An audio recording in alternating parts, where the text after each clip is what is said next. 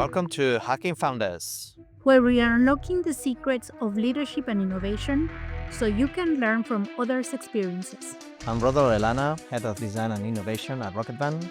I'm Tamara Medina, leadership and business expert from Shapowaloa Solutions. Stay with us. At the end of the podcast, we have our special collaborator, the AI Roulette, who will hack our guests with some challenging questions. Our guest today is Adrian Avendaño, the founder of 6 tech companies and the visionary behind Attention OS. Adrian has spent nearly 2 decades at the intersection of technology and human behavior, helping knowledge workers and leaders protect their most valuable resource, their attention. His latest work focuses on using AI not as a distraction, but as a defense mechanism for deep work and presence. We're excited to dive into the Attention OS philosophy with him today. We're very excited today with us, Adrian Avendaño, who I know for many years now, and I've seen his amazing career, all the things that he has been doing. And it's really, really exciting because he has a brand new project that he will tell us all about. More than a project, it's a book that I'm really, really excited about. However, I think I would like us to take us all back a little bit to the early beginnings as an entrepreneur. If you can tell us, like, how did it all started for you? Maybe to start, kind of, where are you originally from, and where are you today? Okay, Will, Tamara and Rolo, great to be here. Thanks for having me. And well, for me, it's really exciting to talk about the book and my journey because it's been really, really long one. So basically, I've been an entrepreneur for 17 years, like tech entrepreneur. My background is I studied computer science. So it turns out I grew up between literally Mexico City and New York City since I was a kid, right? And so I was very much cross-border in terms of growing up. But after I graduated from school for university, I had this massive drive to create impact and like change the world. And I knew I couldn't work for somebody else, but I still did a trial for like 1 or 2 years after university because I needed the money. So I worked coding for a company, and this is actually still in Mexico, right? Because I always worked abroad. I never worked in Mexico because always my summer jobs were in the US. So I worked for this big tech company, big IT software company developing stuff. And I realized, okay, I love coding, but my mission in life was to change the world. Since I was 19, I had this very clear in my mind, right? So that was kind of the first start. And then I moved to Ireland. I also have an Irish passport, so like it's complicated. So I'm US resident, Mexico and Ireland, right? So people get very confused when they ask me, where am I from? But internally, my blood, I feel I'm North American, Spanish, Latin, right? That's kind of my foundational elements. But I'm a global citizen, really. I'm in Asia, and I really merge perfectly with the culture here, right? So that's kind of like my foundational background. And then basically, I was in Ireland, moved from Mexico City, I moved to Europe and Holland. I was working another few months in a software developing company, but this lasted just 5 months. They actually fired me because I was very distracted. And then after that, I moved to Ireland, and I did another 6 months in another tech company developing stuff, coding. So I was hardcoding to coding. This is 2006, right? So I've been coding forever. Been coding more than 20 years, right? And after this job in Ireland, I realized, okay, I know for sure after trying to work for somebody else in a company for 2 years, I realized this is definitely not for me. I tried for a year and a half and I tried my best and I decided, okay, I'm definitely going to quit. But remember, 2008, remember that era, right? Startups were not a thing at all, right? Starting your own company was not a thing at all, right? It was just emerging. The whole idea of a startup entrepreneur did not exist that much at that time. So I still made the jump. I was like, hey, I can code. I can build a whole tech infrastructure. I can definitely create a tech company. So I quit my job in 2008 in Ireland, and that was the start, right? And back then, what I was really focused on is on uh, basically creating an app that will bridge people from connecting online to offline. Because at that time, there were no mobile apps to match people like Tinder. There were Meetup. Meetup was like a very early stage company. So at that time, it was a very interesting opportunity to create like a bridge company. Bridge meaning a website that will allow people to connect online, like on a social network, to an offline gathering, right? So that was kind of the start of my entrepreneurial journey. Like I was always fascinated by using technology that would just create an impact like on the real world, like a visible sort of impact, right? And that was just the beginning, right? And then fast forward, I started literally 6 companies after that, right? And the peak one was People Hunt. We raised money in Ireland in 2011, and then we were in New York City, moved our company to New York City, and then 2013 we started getting traction with People Hunt. It was like a mobile app to match people to make friends. So in 2013 it was rated as a top global app to basically make new friends. This is, remember, 2013, right? This is really early mobile era, right? So we were pretty much on the early starters, and Meetup wanted to acquire a company back then in New York City, and we did not want to be acquired by Meetup. We still kept raising money. We went to SF, and then we ended up in Santiago in Chile. We got into the Startup Chile program in 2013, and then stayed there for a whole month, for his whole 7 months, and this is when I broke up with my ex co-founder. She was my ex-wife and co-founder, so we were together for like 10 years. But the pressure, being co-founders and partners is very, very tricky. We were perfect partners until like burned out, right? So the relationship couldn't maintain, so we broke up, and they ended up going back to New York City in 2014, right? And I was literally broke. I had like $500 left. I still went back to New York because we basically burned out all the money that they gave us in Chile, and basically was for me like a start from scratch. Yeah. Yeah, new beginning. I arrived in New York City with $500. I'm like, okay, I think I can make something happen. So I felt really excited because I knew a lot of people in New York. So I was like, hey, what my strategy was, and this is what I talk about the book. One of the things that in the book that I touched about is from the 17 years as an entrepreneur, what are the patterns that I learned to basically remain creative, to still have really great creative bets, but not blowing up. That's the whole point of entrepreneurship, right? Because entrepreneurs blow up, and they blow up and they can't recover and do something new, right? It might take a while to recover. So what I did was find like a part-time project that I can help somebody in code. And on the side, I was doing like experimenting, right? So I did that for like 6 months in New York City. So that's how I survived in New York City. Part-time coding gig, and the other time left exploring projects. And basically what stuck around that was also pretty huge, I started like the global, the South America Tech Meetup. But this is 2014. Remember, 2014, tech ecosystems were still emerging, right? It's not like it is now at all. And I saw an opportunity to connect South America tech startups and investors with New York, right? So I first created, okay, I'm going to do a South America tech meetup event in New York City. Hopefully somebody will show up.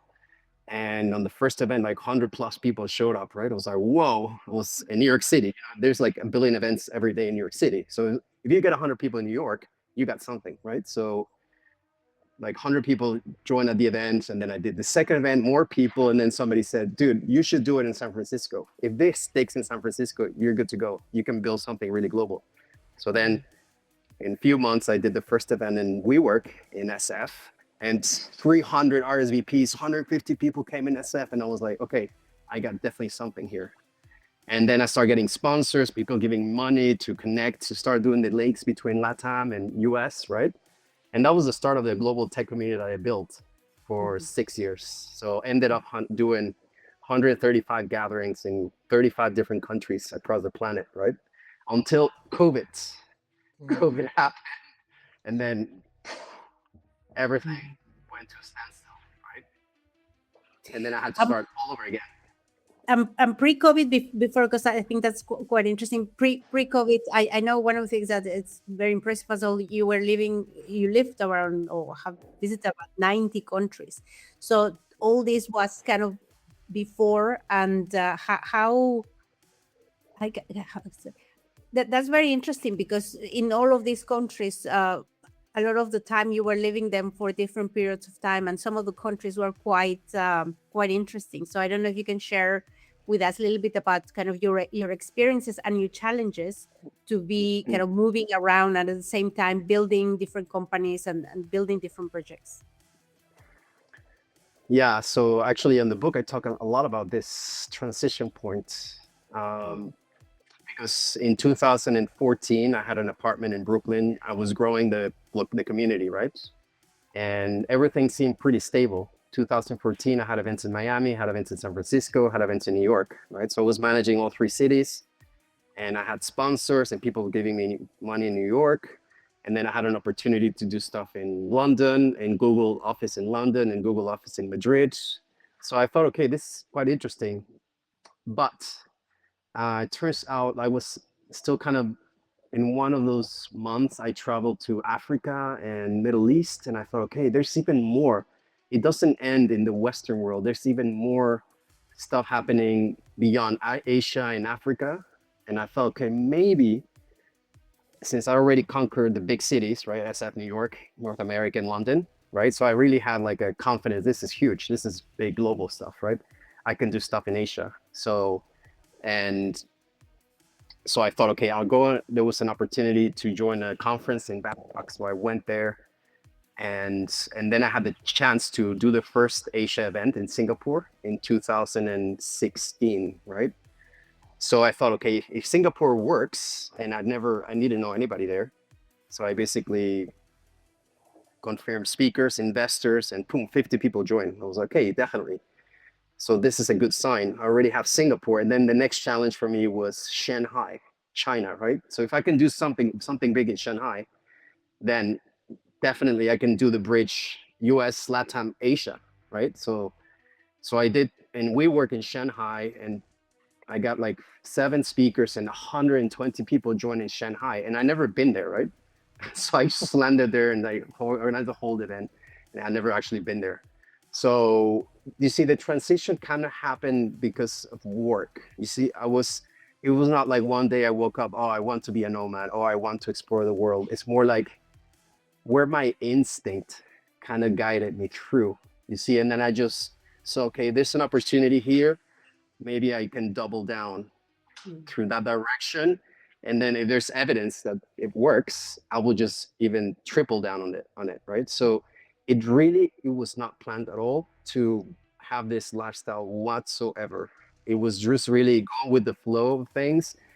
I had this community. I see an opportunity in Asia, Shanghai, and then Singapore. And then I had tons of connections. People were inviting, oh, you can do this here, here, here, here, here. And then I just ended up staying in Asia because I thought I saw a huge market opportunity. And yes, we got one of the big DCs being like a global sponsor. And he said, oh, I love what you're doing. These guys they invest in the US and in China.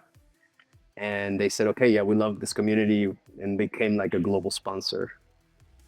So then I started doing even more and more events. So answering your question, it was not planned. It happened on the flow, right? By guided by following what I really love doing.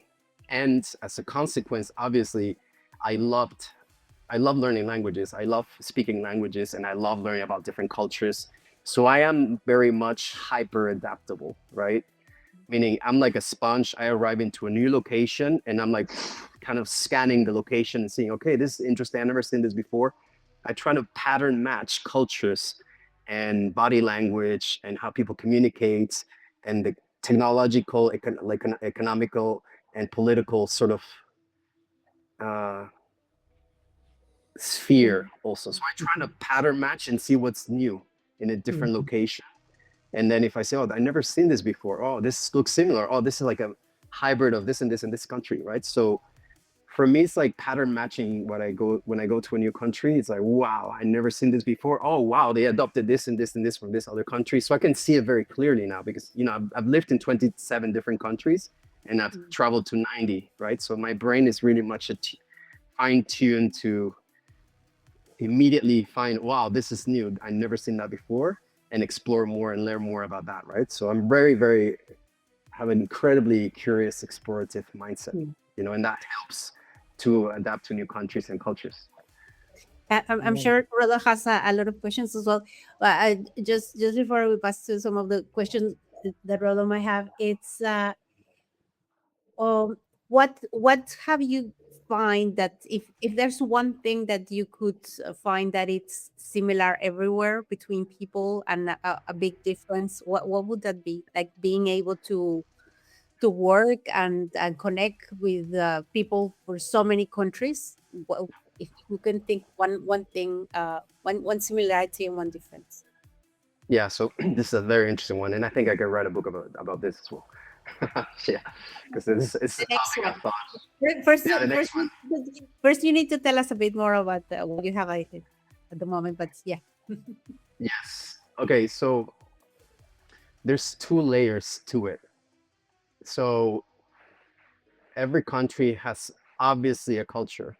Yes, Latin America is not the same as Asia, and Turkey is not the same as Brazil, and China is not the same as Mongolia or Kazakhstan. Of course, they're not the same. They all have different culture, of course. So first, tourists, when say people fly to a new country, what they see is the first impression culture. It's like, wow, this is the culture, this is the local culture, and that's what people absorb. The notable differences. Because our brain are designed to see what's novel and new and different. So when people just visit a place, they see very clearly the differences, right?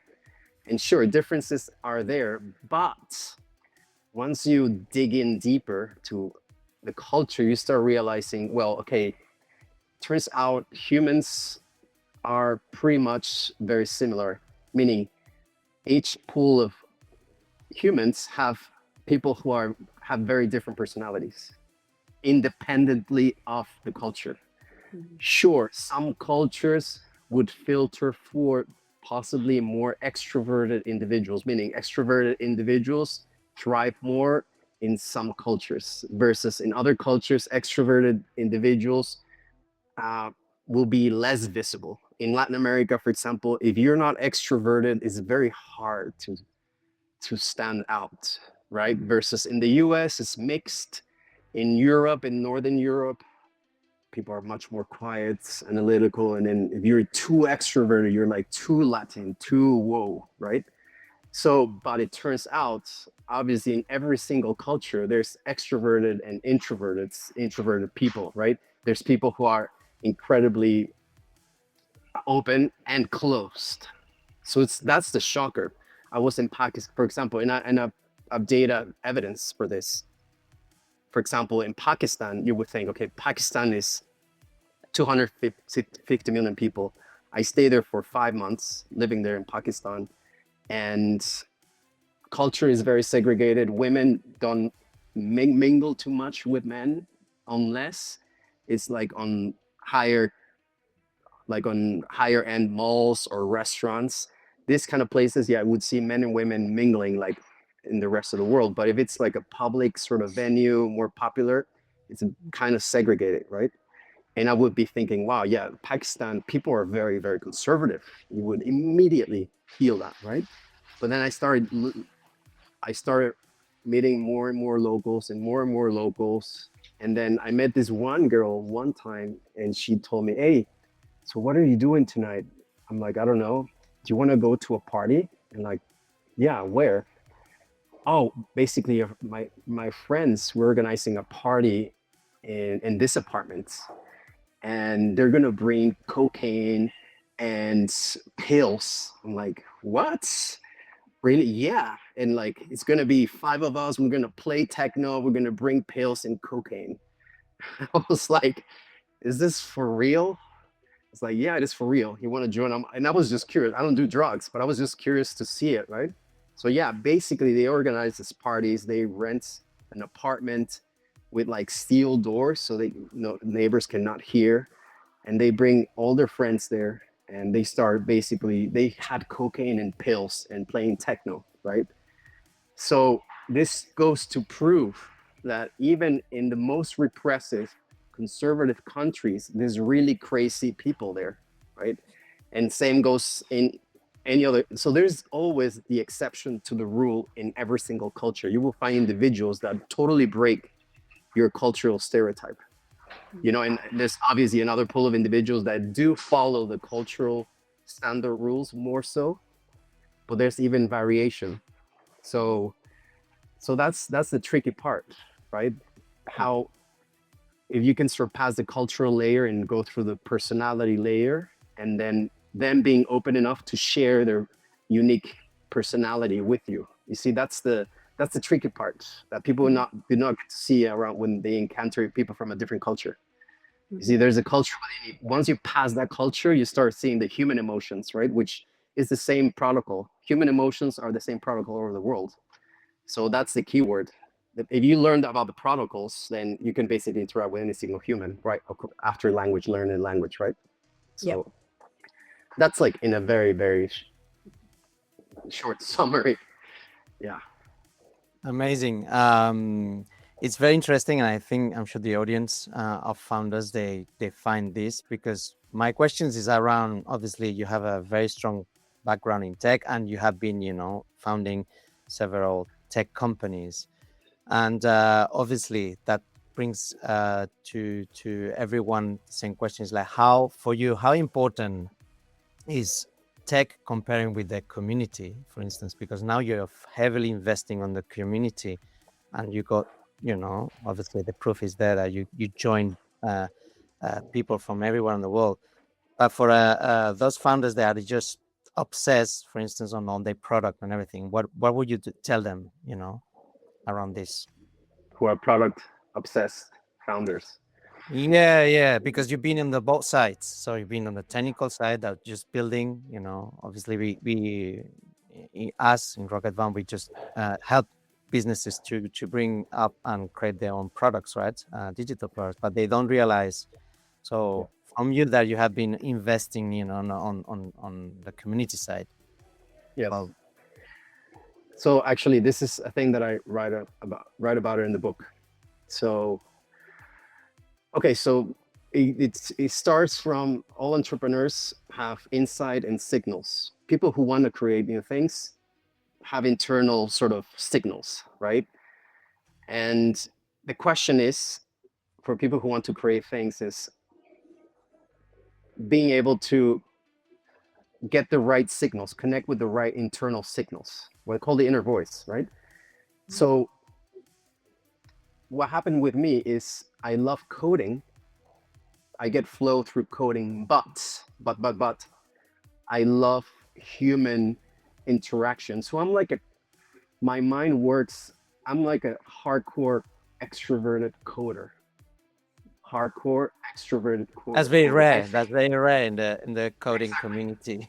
Exactly. So I think like the coders, like the hardcore coders, but I started global communities and organized parties, and I become really like the popular sort of people, the guy who like everybody's talking about, because I'm very incredibly extroverted, but I'm always thinking in protocols and systems. You see what I mean? When I interact with people, I'm not just I'm free flowing, but I'm pattern matching and seeing kind of what the system is like, what is happening in this group, how people are interacting, how can you enable more flow, where's some blockages. You see, I literally think like a system, like I'm looking into a system when people are interacting with each other, right? So this is my signal, meaning I'm a coder, but I need this social feedback. Yeah. So that's why I cannot spend always the whole time in front of the laptop. I need the immediate face-to-face feedback. So I guess for some product focused founders, maybe they might not need as much human face-to-face feedback as I do, right? So I'm betting on my strengths, meaning my strength is coding plus the face-to-face immediate impact, right? Like feedback, versus other people would feel much better being very social the whole time and not engaging with like too much on the laptop. So it's really about learning your own signals better. And once you read them, connect with them, and it's all about flow, right? Entering the state of flow, because when you enter the state of flow, that's when you hit that peak for performance, right? So any creator, founder, the aim is clear as many distractions as possible, enter that high performance mode, right? But again, some people would not perform great when it's not their right environment, their right setting. So for me, it turns out I'm very mixed. So I am really following my signals. It's not that I plan for it. And when I'm not following my signals, I feel the energy itself reverts back to me and starts like consuming me, meaning I feel I'm not creating enough. You see, when I'm not channeling my creative energies in the right outlets. For me, just creating online, I love public speaking. I love podcasting. So it was like, sure, I love coding, but I love sharing ideas and sharing thoughts with the world. And I think there's so many things I've learned from other people throughout, the lifestyle that I have, that I feel I need to share more and more and more. So that gives me like huge flow. But for other people, might be like really terrifying being in front of 1,000 people. For me, it's like, yes, please do it. Like, so this is how I'm built. So other creators would not be excited by the thought of like talking too much or being around people for extended period of time. So it's really about the signals. I call it the signal literacy, right? Being able to connect with your own internal signals. And then where do you find opportunities, breakthrough for flow? These opportunities for breakthroughs. Breakthrough meaning find that activity or thing that enables you to enter that flow zone. That's it. It's a very micro. The problem is we have in the tech world, we have very big ideas, but it's really about the micro, meaning you wake up every day. What is the first thing that you do that enables you to focus, like create like a micro flow thing, right? Is it like sending emails, or it's like phone calls or coding, right? So it's like, what's that micro activity that enables this flow versus, oh, I should be doing this. There's no shoulds or shouldn'ts. It's more like, where's the max peak enable you to at least hit some peak performance, right? So that's basically the long answer to your question. I love the idea of seeing people as the coding thing, because I mean my partner is he does coding as well, and it's like the inspiration that you get from nature, from things, and seeing things in a completely different way. I think that's quite fascinating. Yeah, basically Neo in Matrix, right? Right. But it's Yeah, exactly. interesting. It's interesting how obviously your education, you pass. I mean, your strength, it became kind of your pattern, and you use it as well in other parts of not only coding, and it's great. I'm a designer, so I see the world differently as well as you. Less. I'm more organic. Maybe I'm seeing those patterns, but I'm not analyzing them as as you do maybe. And By your so I'm not analyzing. So everything comes like naturally. Focus on the feelings maybe, and how all the feels, and all the expressions and everything. And then I know, I'm not analyzing anything. Everything comes, in one thing, and it's difficult to express. But things that are no, again, and not analytical, is more colors, is more feelings, warm or cold. interesting. So that's kind of your primary signal, the warmth, the emotional things, right? Yeah, and shapes and things that are and on the back of my head that I'm not controlling, and this is like that's my creative part that I don't want to analyze and bringing it to an analytical wall and dissecting and making because it has been like this, but this me, and I think it's a strength, but also in a world that is, for instance, for business. I think it's great for creating new ideas, but you need to structural and analytical someone on your team if you are not like this, because it's how the world works. It's like talking this to my accountant will say, yeah, Rodo, cool. Tap on my shoulder is like, yeah, but numbers, forecast, cash flow. It's like, cool, yeah. You get my point, right? Yeah, no, actually, I do share a lot of that in terms of the emotional stuff, right?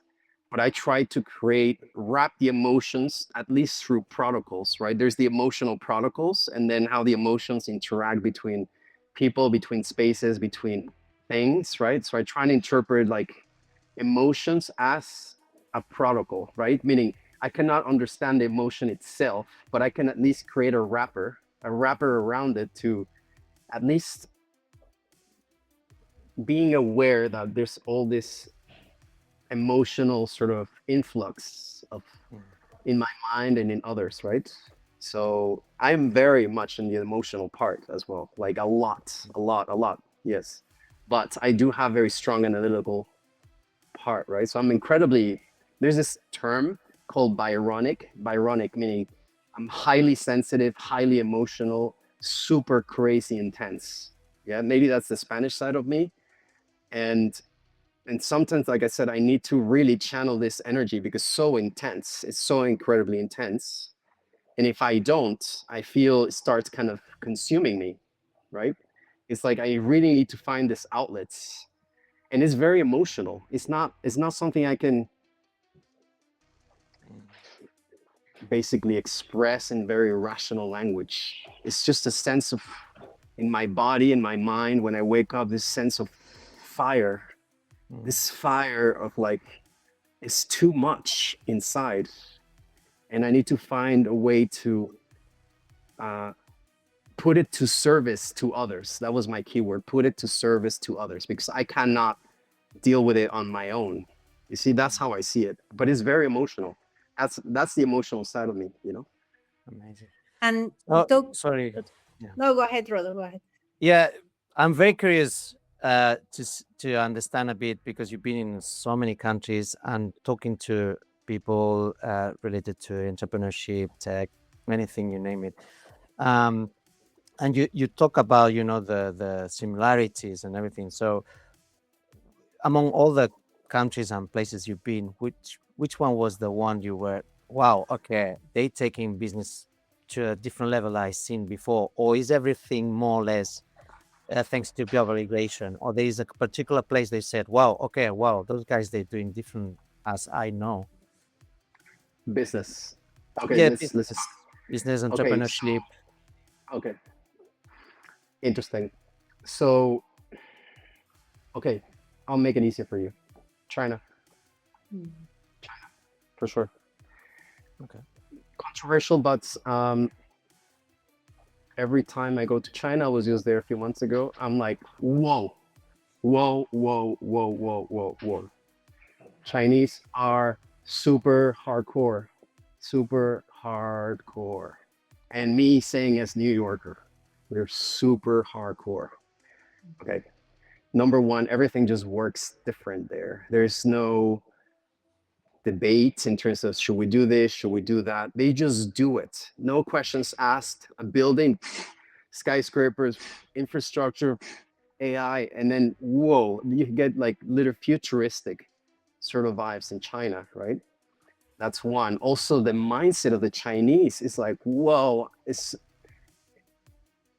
very shocking because I was there for the whole month and I traveled by land, right? I was in Mongolia. I went from Mongolia by train all the way from northern China.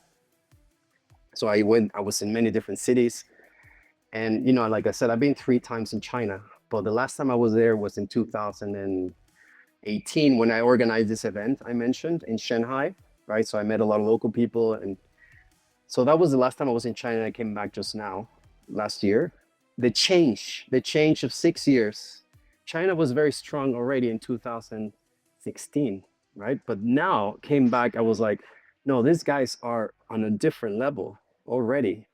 Everything is automated, mobile payments everywhere. The mindset of the Chinese is like efficiency first. It's like, let's not talk, let's not do small talk. No, please, no, thank you.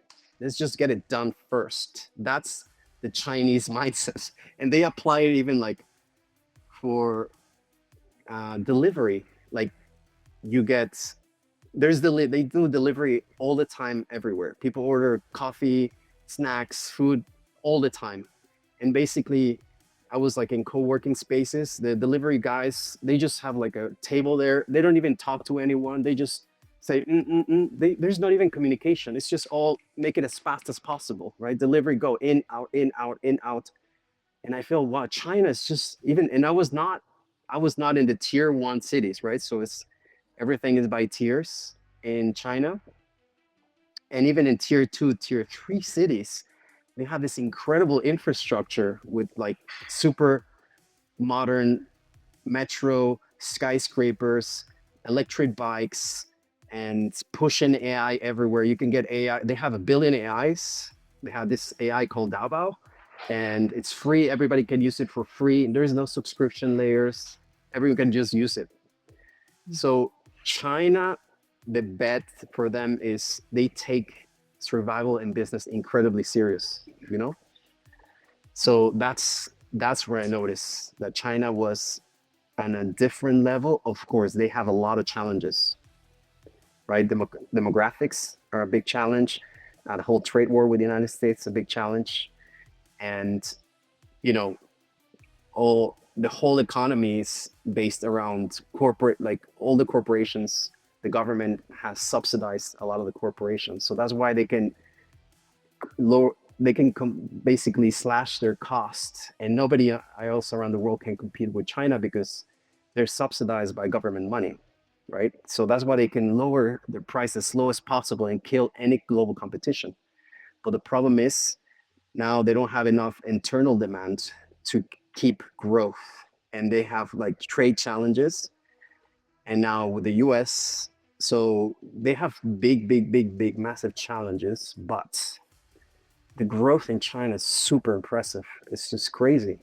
It's every time I go, and I came back, I was like, no, this with AI now, I was just super shocked how there's just basically betting. AI is like the country bets. They're betting that AI will kind of save China. AI and robotics will save China, right? So that's my take on, in terms of business, the most hardcore for sure, China. Yes. Amazing. I'm sure we have lots of lessons to learn. Obviously, what I feel is Asia is particularly in China, as you well said, you know, they are backed by the government, but I think is that difference with the West. It's like they're going all together. So it's a Yes. journey as all together. They are on the spaceship, if you were on the future, and they had no choice. They're going all together, and this is the difference. That in the West is like, yeah, well, you see between, you know, ChatGPT and the others that they're teaming up now, obviously because they've seen the threat. But at the beginning, it's like my thing and my own thing, and you are, you know, my competitor. I think it's a lesson to you should start thinking about it. I Yeah, think so I we learned we Chinese. Actually, just to finish up, like I learned okay. Chinese, and the challenge there was like, in some cities nobody speaks English, right? And all the apps are in Chinese. And but I was using DeepSeek and other AIs to they were helping me navigate the apps and everything. And I do know some Chinese survival level, right? And that helped a lot. But definitely Chinese will be. I'm betting that China will surpass the challenges. And considering where the West is going, I don't know. I'm very optimistic about China. We'll see what happens with the US, but I will bet that China will still be incredibly prominent and powerful, right? In the next 10 years for sure. Yes. Mhm. I think it's time for our collaborator to come in and put questions that we're not daring to do so. So here we are. Here is our AI roulette and see what's cooking. I don't know, it's just creating questions. Okay. What part of your character did you trade away to achieve these levels of success, if it's any? Interesting. That's an interesting question. It wasn't as it was the AI.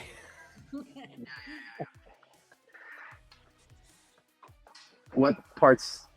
Oh, hold on. Do you need it again? Yeah, it's good. No. Sorry. Okay. Now. Yeah. Okay. Okay. I'll be honest with you first, right? So, I guess this is the part of the curse of being an entrepreneur and creator. I feel I'm not successful enough yet. This is the thing. This is the curse, right? It's never enough. Never.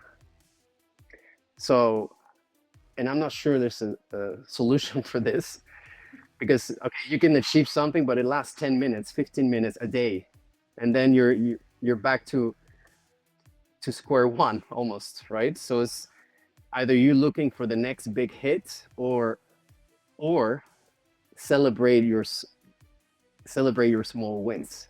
So first, I'm in my mindset, there's no success. There's no such thing as success. It's more like, and I know I'm very aware of this, and writing the book was the best possible exercise I've done in my life to be very clear about this.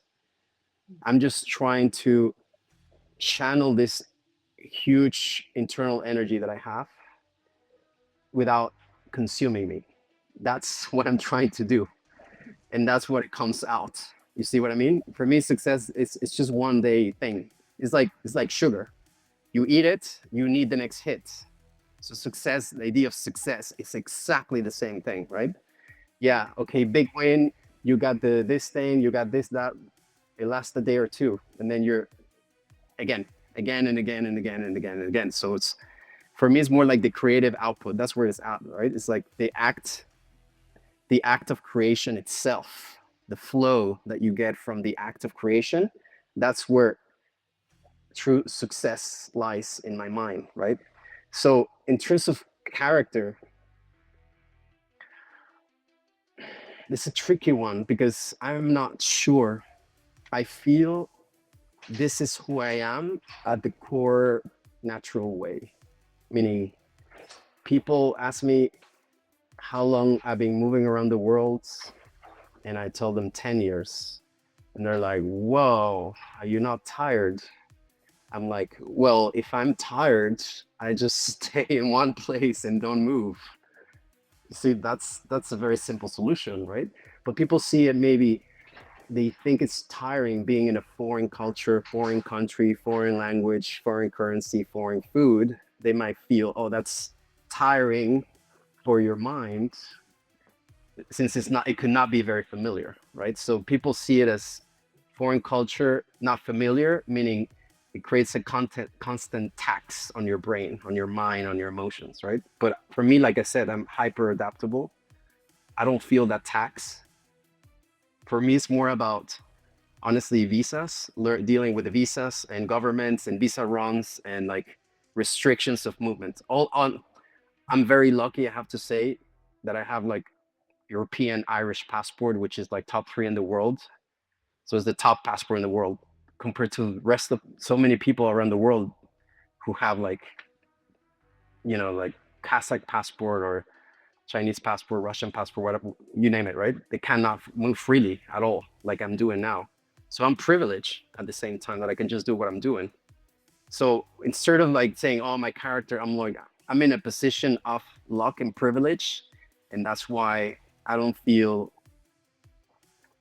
I want to make the most out of it, to basically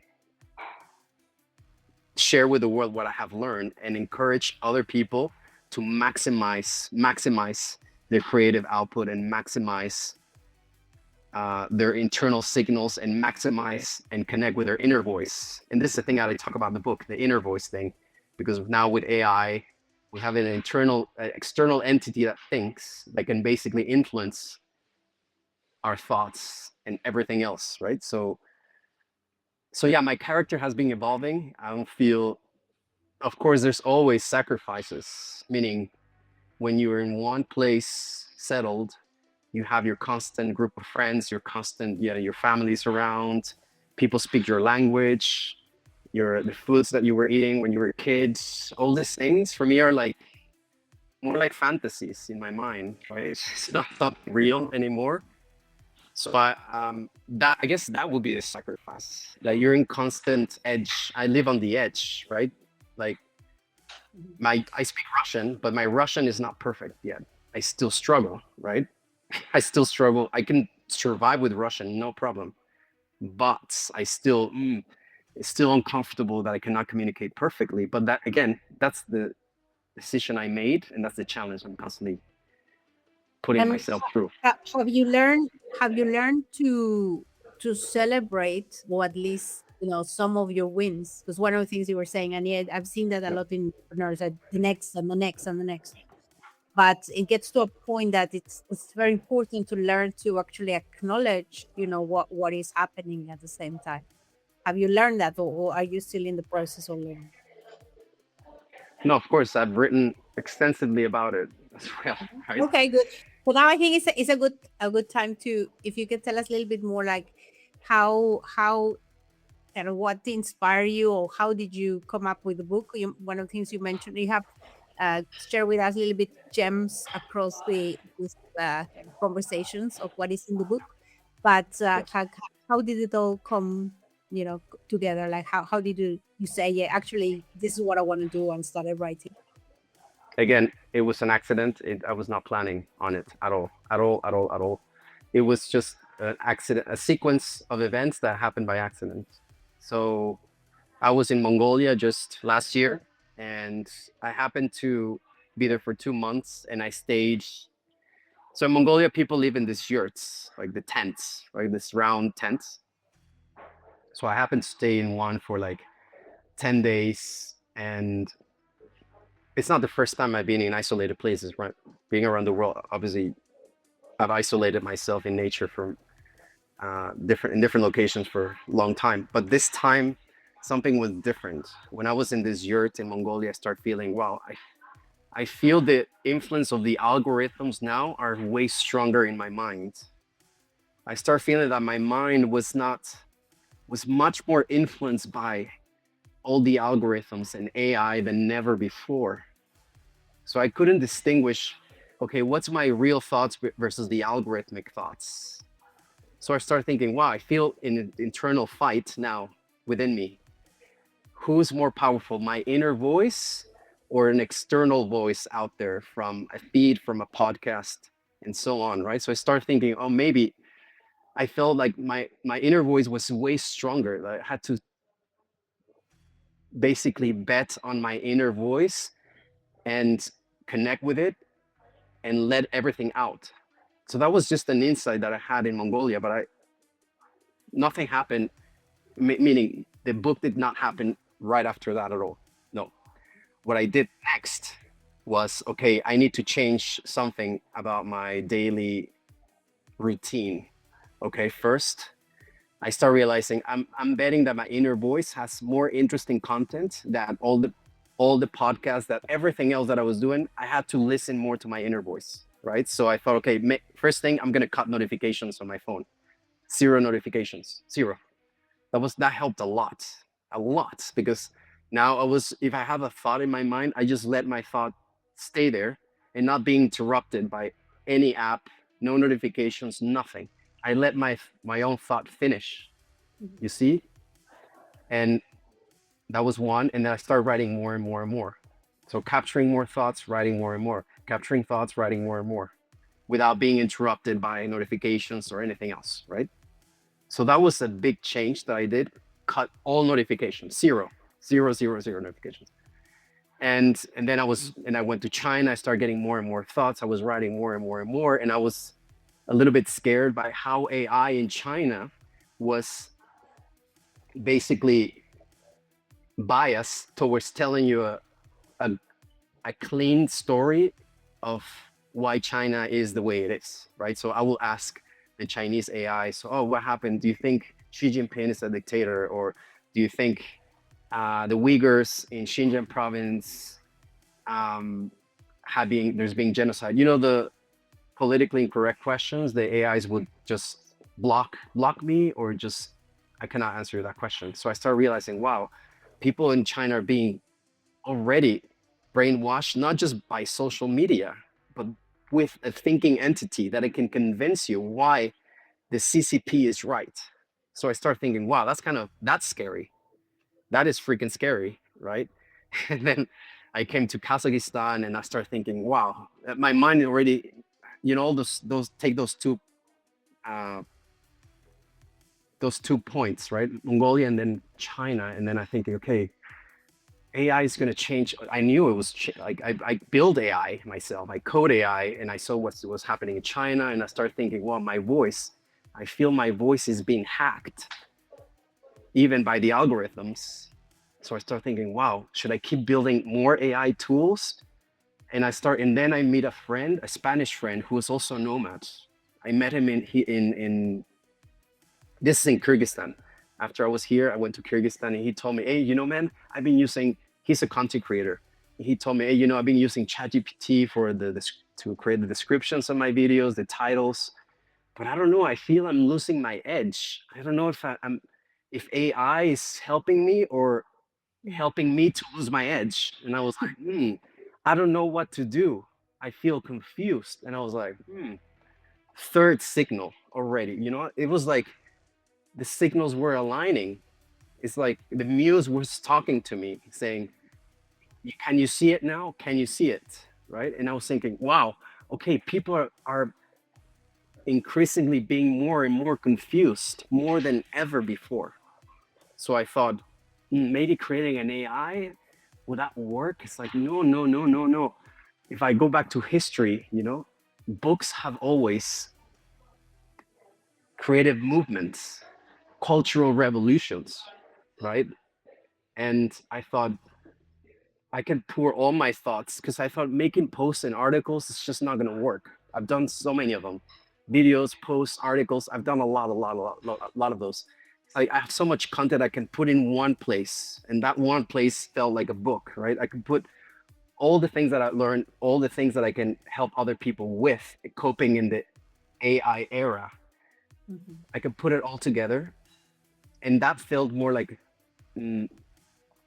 definitely more impactful and with more potential, because it's not just a book, it's a book that linked with AI, right? So in the book I talk about how it's not about not using AI, it's about how you use AI, right? That's the key difference. And basically I came up with the concept of an AI mirror, meaning an AI that is not like an oracle, like a doctor that prescribes you what to do, but an AI that mirrors your internal own inner voice thoughts, right? So it's literally hyper mirrors around you. It's like the AI did not came up with this phrase. You said it. Why did you say this? Where did that come from? You see an AI that makes you reflect like Socrates around you, right? It really debate partner that makes you think even further. So that's what I mean, and that's why I really elaborate on the book about. The problem is we're using ChatGPT as what they call a vending machine. Like we use just like social media. We click a button, we get like response. We click a button, we get like rewarded immediately, right? Yes, it will work for Google-like type results, but the problem lies if you start using AI for more than Googling results, for more like a counselor, or asking, hey, what do you think about this? I'm thinking that and this and that. And people more and more are using AI, not just like Google, but to share more of their thoughts, right? And what they're not being aware is that they're using their data they're putting into the AI is very much minimal, right? It's just a passing thought they have really sat down and gone through their own ideas and capture as much as possible. And yeah, configure the AI not to try to prescribe them, but to reflect back to them. You see? Mhm. So this was a breakthrough that I had. Well, because I've been using AI like this for years, but the breakthrough in terms of like putting this into a book, right? Mhm. Is the whole story of like the inner voice. Now our inner voice is being hacked really, really, really, really. And if we're not doing something about not using, it's not about killing social media either, or not using AI. No, it's about how we use technology. It's like a reframing on how we use social media, how we use our phones, and how we use AI, and how we develop our own generative thinking engine. So yeah, we Mhm. have LLMs, generative AI, but what about our own generative thinking engine? It's being screwed up now. If Yeah. if we don't at the same time as AI develop it, right? Mhm. So that's in the core. The book name is Attention Operating System, because I think we need an upgrade on how we operate. Mhm. And this upgrade, again, is relying about connecting with your inner voice, right? Mm. Writing more, capturing your thoughts, using AIs as mirrors, Mhm. and also learning how to interpret your own signals to better conduct your energy and create more things, right? Mhm. And very importantly, attention is an incredibly important asset that we have. We cannot treat attention as infinite. You need to be treated as capital. Do you deploy? How much time you spend in everything is very important now, because all companies try to capture our attention, right? Monetize it. And it's been happening already for 15 years. But now we have AI. AI is a thinking engine, thinking entity that can convince you to stay with it for longer, or you believe what the AI is telling you, and you end up in this inner thinking loop without you being able to get out of, right? So, so in the book talk about just not even also not using one AI, but using multiple AIs, right? I created this platform as well that instead of getting the opinion of one AI, you get the opinion of 6, 7, 8, 9 AIs to really get different perspectives of your inner thinking as well. So in the book, I talk about the combination of how to use AI, not just one AI, not just ChatGPT, but multiple AIs as mirrors, and really work on your internal inner voice development, right? And clearing up your signals. So that's kind of in a very short nutshell, but there's more. And where can people can buy your book, find your book? Amazon, all Kindle stores. Amazon, it's live now. Yes. We'll put the links below as well. But Yes. Well, amazing. Thank you very much for sharing your insights, also your amazing journey with us. And yeah, probably we need another session because a lot of questions are coming, but I think we're coming to the end. So we might poke you for in the next season for sure. Thank you very much, Adrian, for thank you very coming. much, Adrian. No, thank you for having me. It's been super fun. Thank you for listening. Join the conversation, follow, like, and subscribe on our different platforms. This podcast was brought to you by Rocket Van, Shapowaloa Solutions, and Harrington Blue and Partners.